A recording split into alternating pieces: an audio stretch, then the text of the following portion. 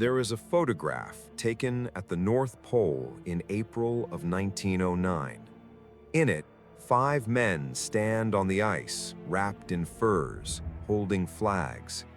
One of them is Robert Peary, the American explorer who spent 2 decades pursuing the pole, and who, upon returning to civilization, received the credit, the medals, the honorary doctorates, and the place in the history books. Another man in the photograph is Matthew Henson. He is standing in the center of the image. He got home to find that almost no one in America was interested in what he had to say. Matthew Henson was born in 1866 in Maryland, the son of sharecroppers, orphaned young, left largely to make his own way in a country that had recently fought a war over whether people who looked like him were fully human. He went to sea at 13, working as a cabin boy on a merchant vessel whose captain, a man named Childs, took a genuine interest in him and taught him navigation, seamanship, mathematics, and geography. By the time Henson was a young man, he had sailed to China, Japan, Africa, and the Arctic, and had accumulated the kind of practical knowledge of the world that no university could have given him. He met Robert Peary in 1887 when he was working in a hat shop in Washington, D.C., and Peary came in to buy a sun helmet. Peary was preparing an expedition to Nicaragua and needed a valet. Henson needed work. The arrangement that began with those practical considerations would last for 22 years and cover more than 30,000 miles of the most hostile terrain on Earth.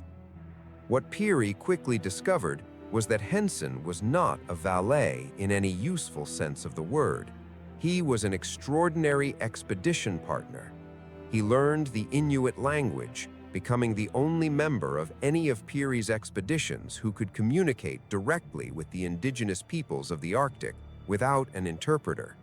He learned to build igloos, to drive dog sleds, to read ice conditions, to navigate in whiteout conditions where the horizon disappeared and the only reference points were internal.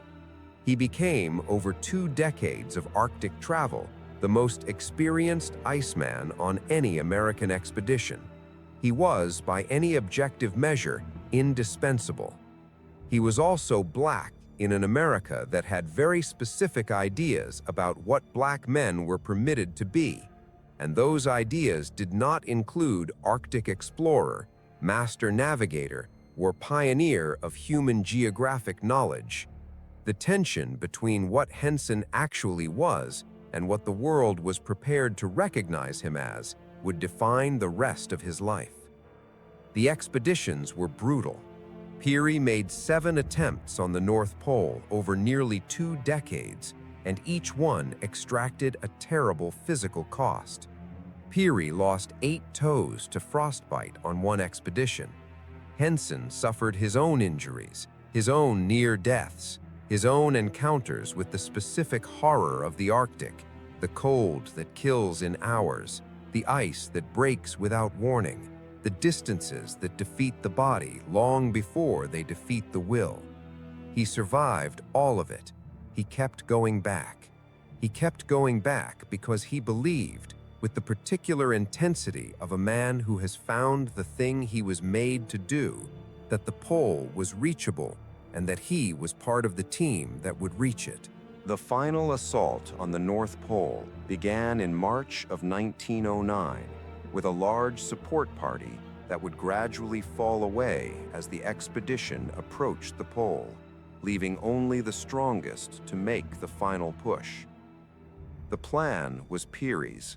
The execution was, to a very significant degree, Henson's. By the time the final group set out for the last leg of the journey, Peary was in serious physical condition. His feet had never fully recovered from the frostbite that had taken his toes years earlier. He was exhausted in the deep, systemic way that comes from pushing an aging body past its limits in extreme conditions for weeks. He was being carried on a dog sled for significant portions of each day's travel. He was present, determined, and the leader of the expedition in every official sense. He was not, physically, the man breaking trail. That man was Matthew Henson. Henson was ahead of the main party for most of the final approach, navigating, reading the ice, choosing the route, driving the lead sled.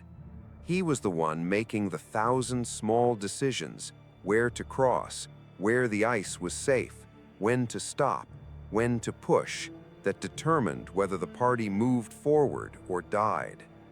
He was the one whose body and mind were fully operational in the conditions that were destroying everyone around him. He was the one, by his own account and by the account of the Inuit members of the expedition, who reached what the instruments showed to be the location of the North Pole approximately 45 minutes before Peary arrived. Henson planted the American flag. He had made a small flag himself for this moment. He stood at what he believed to be the top of the world, the point around which the entire planet rotates, the place that human beings had been trying to reach for decades at the cost of dozens of lives, and he stood there first. When Peary arrived, he did not congratulate Henson. By several accounts, he barely spoke to him. He took his own sextant readings, made his own calculations, and informed Henson that his position had been slightly off, that the true pole was some distance from where Henson had planted the flag, and that Peary had therefore corrected it. Whether this was accurate or a face-saving maneuver has never been fully resolved. What is clear is that the moment of arrival, the moment that both men had spent 2 decades working toward, became, in Peary's handling of it, a moment of exclusion. On the journey back to civilization, Peary largely stopped speaking to Henson.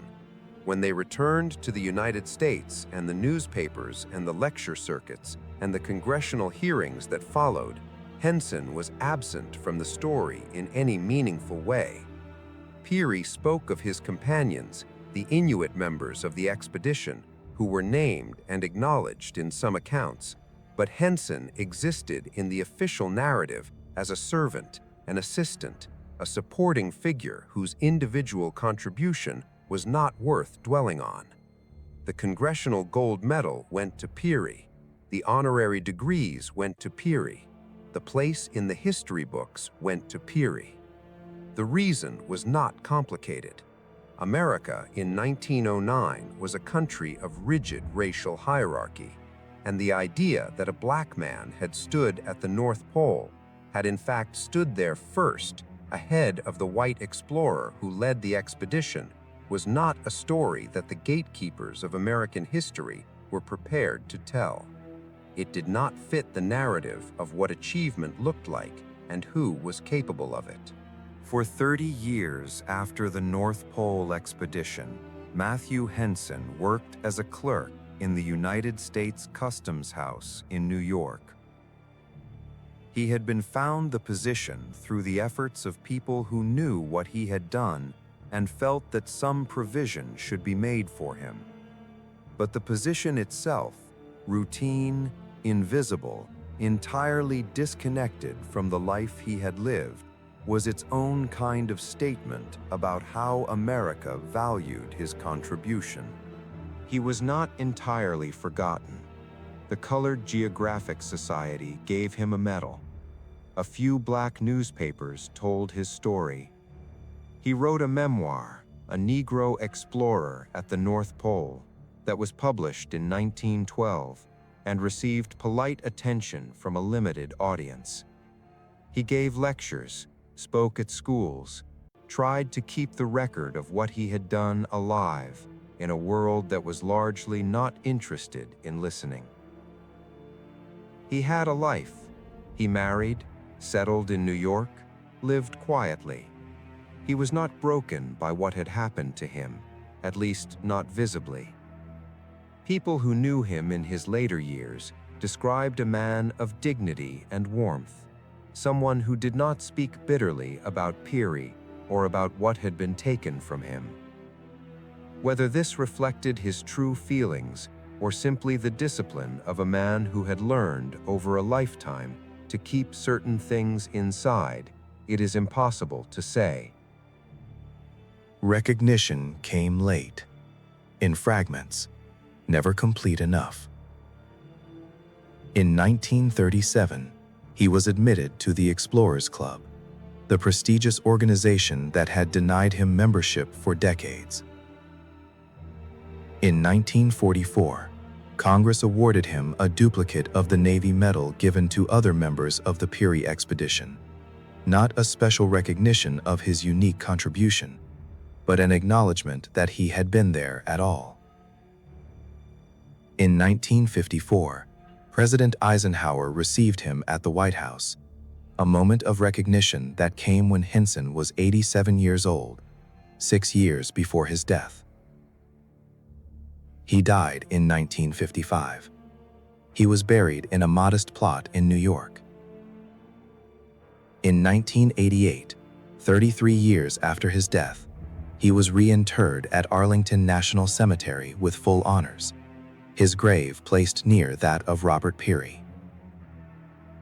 His wife, Lucy, who had died in 1968, was reinterred beside him. The ceremony finally placed him where the record of his life said he belonged, among the honored dead, recognized by the country he had served, and that had spent decades refusing to see him. The question that his story raises is one that does not have a comfortable answer. How many Matthew Hensons are there in the record of human achievement? How many people broke the trail, navigated the ice, did the essential work, and came home to find that the story had already been written without them, that the credit had already been assigned, that the history books had already made their choices? We know about Henson because enough people cared enough to keep telling his story until the record was corrected. The correction was incomplete and decades late, but it happened. There are others for whom it has not happened. There are trails broken by people whose names we do not know, whose contributions were absorbed into the achievements of the people above them in whatever hierarchy governed the expedition, or the laboratory, or the battlefield, or the office. The ice does not keep records. History is written by the people who control the pen. Matthew Henson controlled nothing about how his story was told for most of his life. He was 44 years old when he stood at the top of the world. He was 87 when a president shook his hand. He was dead for 33 years before his country buried him with the honors his life had earned. The North Pole is still there. The ice shifts and moves with the currents, and the exact spot where Henson planted his flag has long since drifted and changed. But he was there. He stood at the point around which the world turns, and he stood there first. The snow covered his footprints long ago. The record, finally, has not.